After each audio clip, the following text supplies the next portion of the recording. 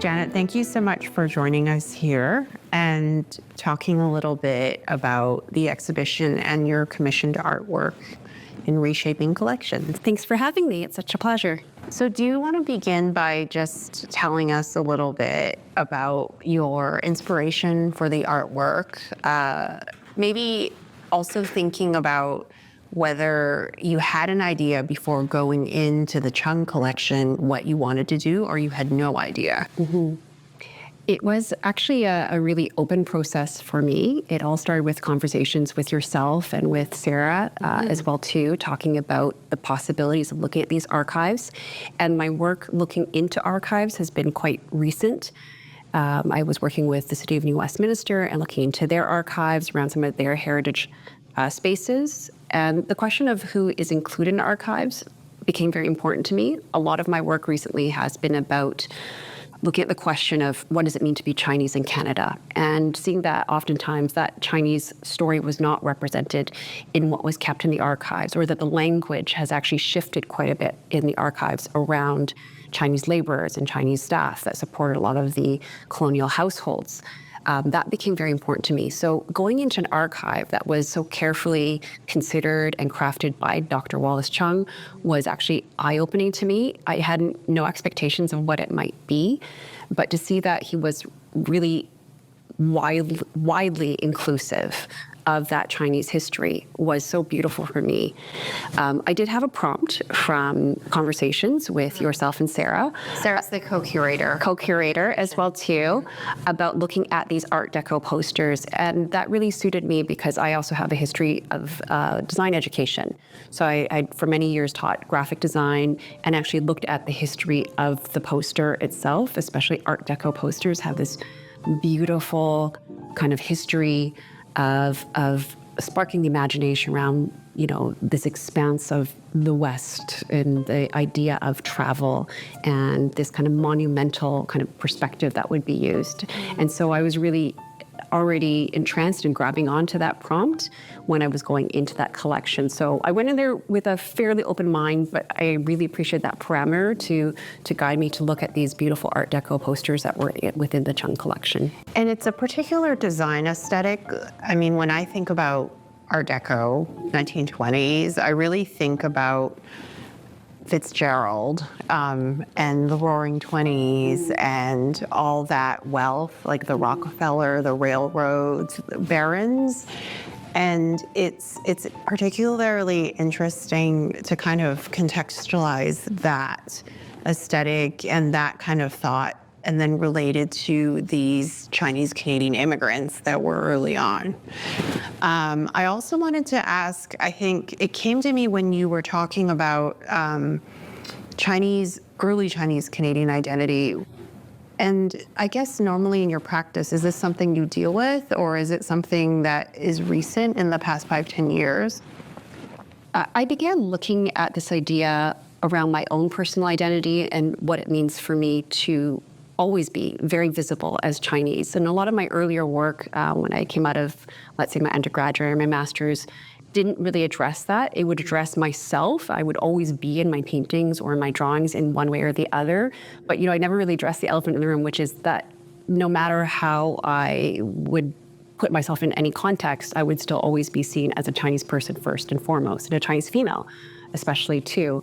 So when I started to be more explicit about that, or really not shying away from it, that actually became a bigger and bigger part of this questioning that I was having, and just saying, okay, this is actually something I am very much wanting to address, and trying to understand what is my relationship through, you know, multiple generations of being part of a diasporic Chinese community as well too, trying to understand what that meant. And so I started to actually look a little bit deeper into the larger context and move out from the personal to the more intermediate and then to this more kind of historic lens, but also using that idea of history and things that have informed the way that Chinese diaspora is seen in Canada, trying to also be quite speculative and think about what that means for, let's say, the future of Chinatown as well too, and thinking while we're here in the heart of Chinatown too, what does it mean to not only preserve this heritage, but also to sustain and place keep for the Chinese diaspora. And Were you familiar at all with the Chung collection before this project started? Like, did you grow up in Vancouver? Did you have any did you go to UBC where the Chung collection resides? I went to UBC. I went there in the 90s, so it was a while ago. And I will say I did my visual arts undergrad there, and I was very heavily steeped in westernized canon. So I had very little connection with the Chung collection. I don't know if it existed at that point even, right? So it was for me quite, again, eye-opening to go into the rare books, into the archives, and then just to see this vast collection that was there. And I think that's actually something that I see a lot of second generation, third generation Chinese folks are saying as well too, is that, how do we reach back, or how do we connect to these histories, these stories, some of which might be intangible, some of which are unspoken within our own families as well too. Even within this project, it really prompted me to have a lot more conversations with my father and my mother about their connections to their Chinese identity through, their parents' stories, through their own stories of immigration as well. So it was a really wonderful point to start with. I don't know if I answered your question. I think I went into a whole nother tangent, but. No, I think that is very much a lot of people's experience that are Chinese Canadian, including my own. I was an English literature major, and really it wasn't until my last degree that I studied Chinese diaspora. But sometimes the tools that I think it's what you talked about, and in a little bit it's related to your artwork as well, where it's like you have this expanse. You look at things like 1920s Art Deco posters that particularly may not have been thought of as being related to Chinese immigration or Chinese railroad workers, but through your project, through your artwork, you make them related. And so I think that's the special thing about your work, and it's the special thing that we can create, and it's something that's creating also for potentially the next generation. I know you have kids, a kid. I have two kids, actually. Yes, I have two kids. And it's interesting to always have these conversations around the dinner table. What does it mean to have a parent who is Chinese? And how do they actually absorb that information? I'm always struck by how much more they're learning about, let's say, the Chinese laborers that worked on the railroads here in BC than I ever did. I learned about it in a 30-second, Canadian Heritage Minute, and that was all I ever knew of it. And it was never spoken of at school. But always checking in with my kids has been very important to me to say, what do you know about this? What more do you need to know about this? Where are those gaps in knowledge that I know I have and that you may have less of, but they're still very apparent? One of my kids recently had to do a project at school, and the prompt was, what makes Canada so great? And I was just like, I was like, that's the only question? Like, can we dig a little bit more into that and deconstruct that question a bit more?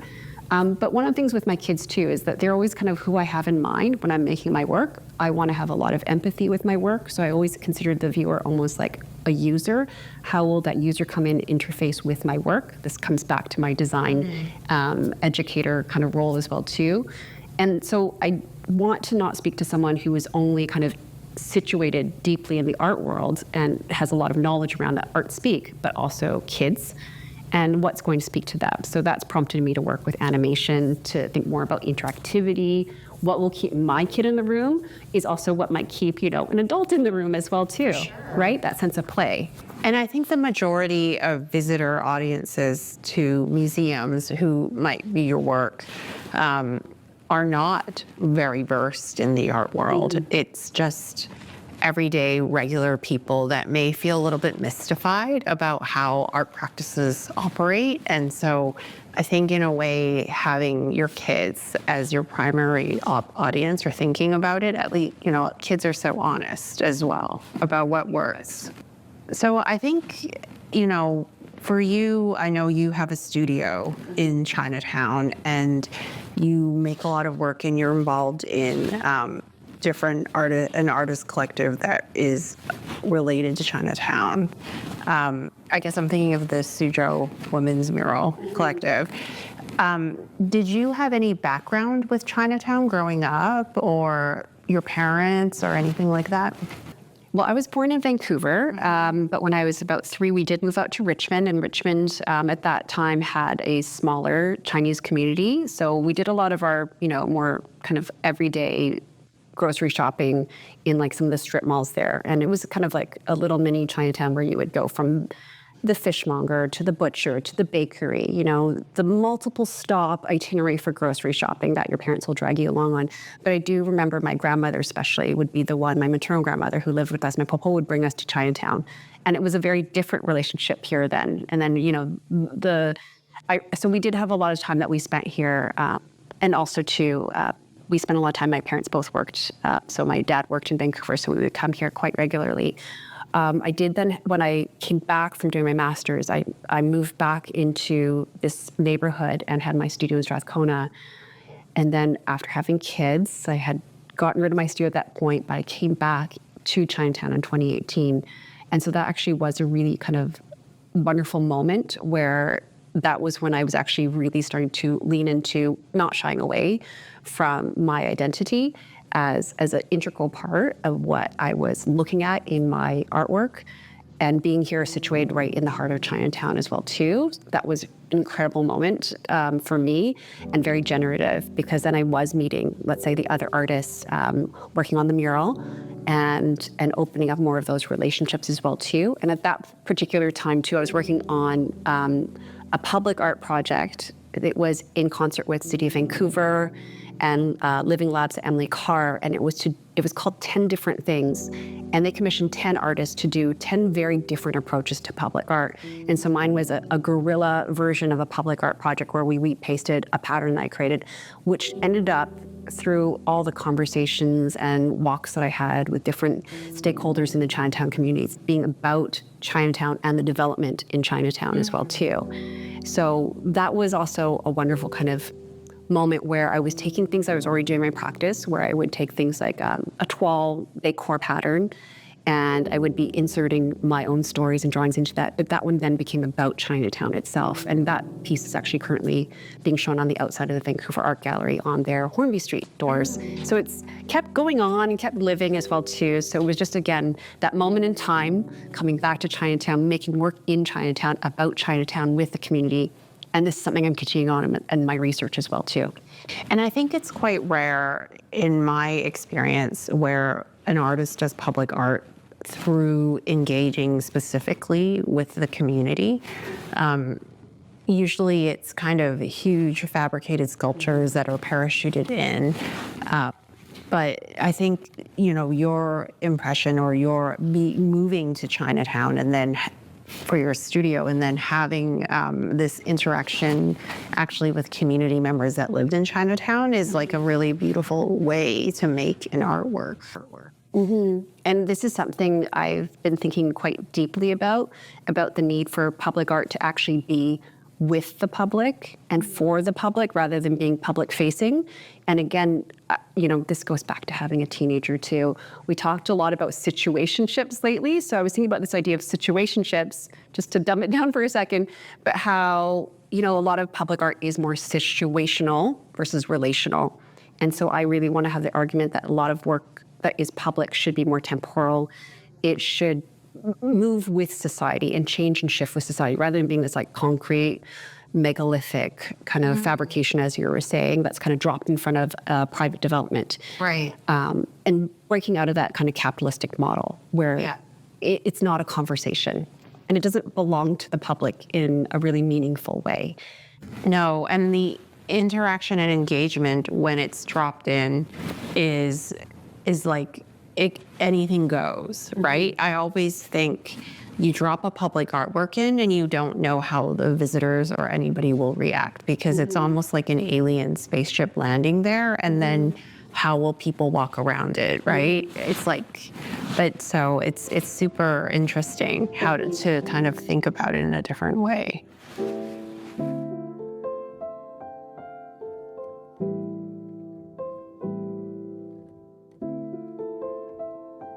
I guess let's maybe talk more specifically about your artwork in the Chung collection. I know there's like multiple Art Deco posters, and you spent time in the collection Was it strange to go back now to UBC, first of all, as no longer a student, and now as somebody who's an artist that is looking into this collection that you didn't know about as a student, and kind of rearranging and looking through? Can you walk me through that process? I think even my first impression, just driving back onto the campus, was it's changed incredibly. It's so developed. And I guess that's a theme that's kind of also going throughout my work, is this idea of development. And really, if we're looking at these Art Deco posters about the railroads, that was all about a mass development of in a colonial framework, right? So that was actually one thing that really struck me. And then going in and seeing these posters, and they're not a digital picture on a screen. They were these beautiful, large format pieces of paper, and they had these lush colors. It was so great to get my hands on, gloved hands, of course, but my gloved hands on these wonderful lithographs and prints, and really understand the craft that went behind them. I think that was really instructive for me. And that's where I was really, first of all, blown away with, was just the care and the craft that they were made with, and that they were made they were mass produced to some extent, but not in the way we would now and with the ease we would have now. And so even just trying to recreate some of the elements of the illustrations was mind-boggling to me. There were so many little tiny details that had to be taken care of, thinking about how even me struggling using, let's say, Illustrator and different digital tools to get all the right colors and layers, thinking about somebody actually doing that over multiple kind of pulls or multiple layers of physical material, and that if you get one thing slightly off registration, that one giant poster is scrapped. It was, for me, just this kind of amazing moment, just to feel like I'm handling something that somebody who was a craftsperson handled back then, and how it's lovely to try to value that, and then to also contemporize it as well too within the scope of this exhibition. So should we go down and go look at the artwork? Yes.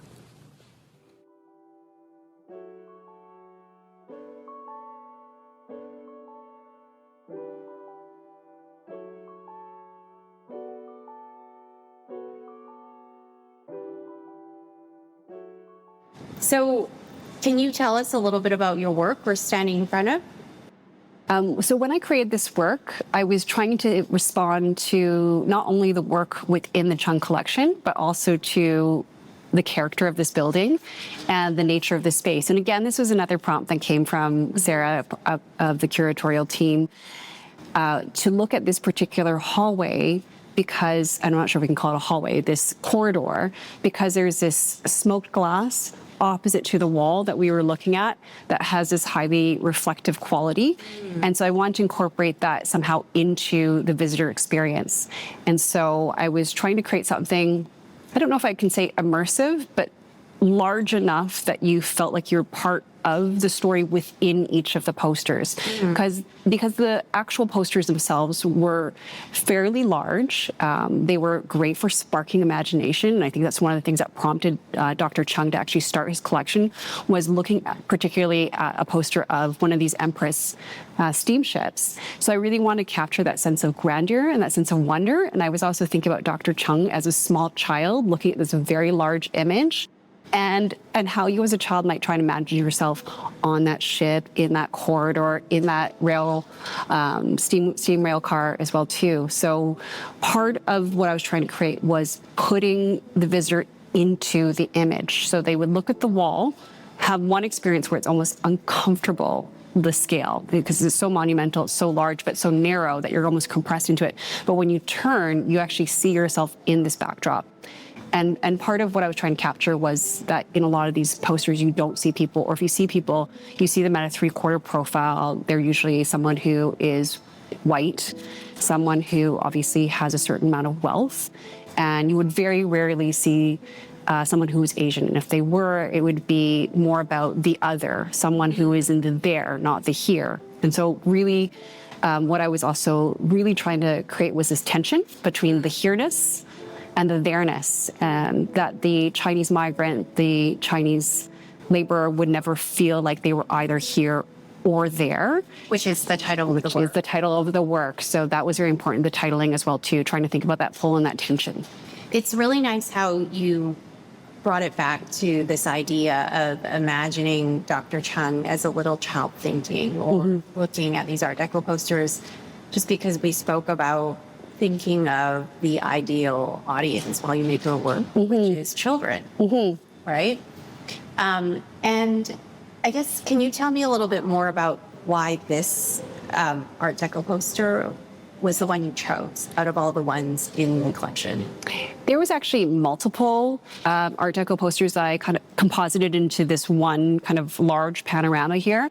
The steamship and the steam engine there both actually showed up in several posters. And so you would see it would be different designers, artists who would have actually used almost the exact same form. I'm not sure if there was a template or they were copying each other's work.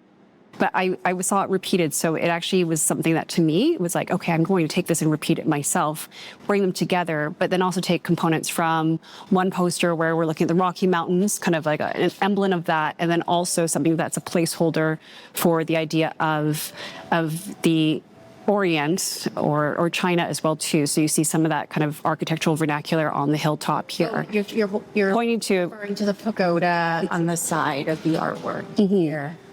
Can you tell me a little bit more about the typography or the font? Is that very characteristic of the time?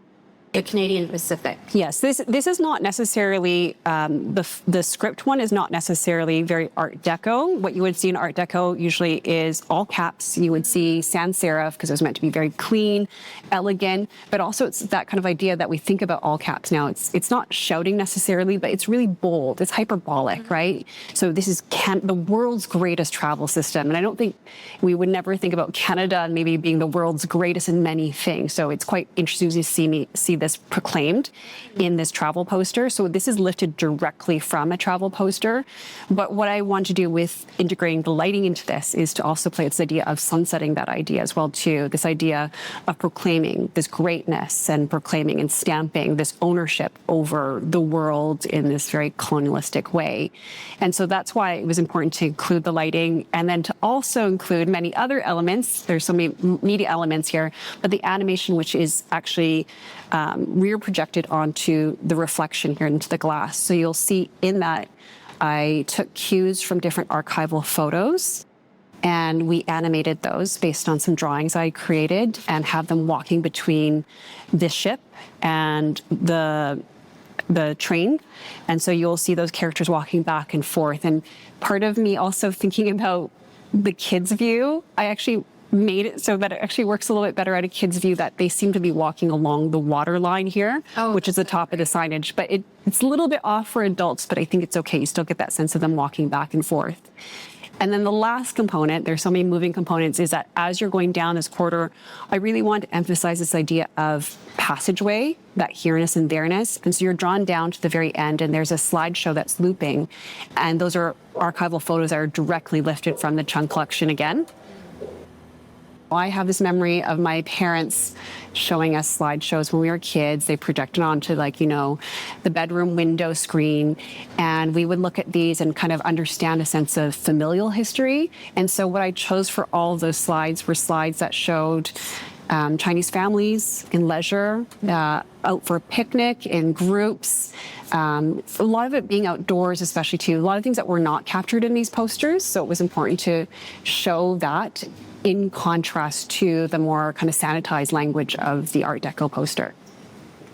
Thank you so much. It's been a real pleasure to have you in the exhibition and to hear more about your work for Reshaping Collections. Thank you. This has been such a fun conversation.